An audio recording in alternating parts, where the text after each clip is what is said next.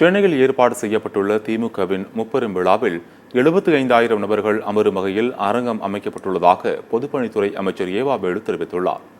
சென்னை நந்தனம் YMCA மைதானத்தில் நடைபெறவுள்ள திமுகவின் முப்பெரும் விழா ஏற்பாடுகளை அமைச்சர்கள் ஏவா வேலு மற்றும் சுப்பிரமணியன் ஆகியோர் பார்வையிட்டனர். தொடர்ந்து செய்தியாளர்களை சந்தித்த அமைச்சர் ஏவா வேலு 75,000 பேர் உட்காரும் அளவிற்கு விழா அரங்கம் அமைக்கப்பட்டிருப்பதாக குறிப்பிட்டார். விழா மேடைக்கு திமுக தலைவர் முதலமைச்சர் ஸ்டாலின் வரும் வழியில் பெரியார், அண்ணா, கருணாநிதி உள்ளிட்டோரின் புகைப்படங்களும் வண்ணமயமான விளக்குகளை கொண்டு வரவேற்பு வழங்க உள்ளதாக அமைச்சர் ஏவா வேலு கூறினார்.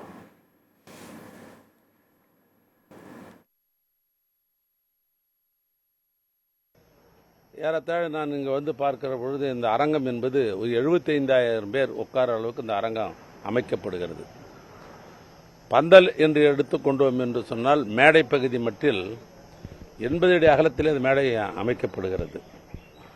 இதனில் இங்கே என்ன சிறப்புன்னா கொடிக்கு முக்கியத்துவம் கொடுத்து 50 அடி உயரத்தில் இந்த பந்தலை சுற்றியும் அந்த கொடி பட்டொளி வீசுவதற்கு வேண்டிய ஏற்பாடு நடைபெறுகிறது.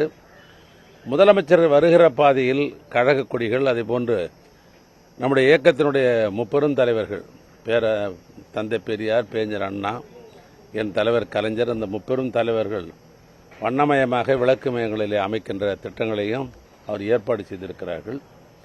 அதனால் அமைச்சர் பெருமக்கள், மாவட்ட கழக செயலாளர்கள் வந்து போவதற்கு கார் நிறுத்துவதற்கு வேண்டிய வசதிகளை ஏற்பாடு செய்திருக்கிறார்கள்.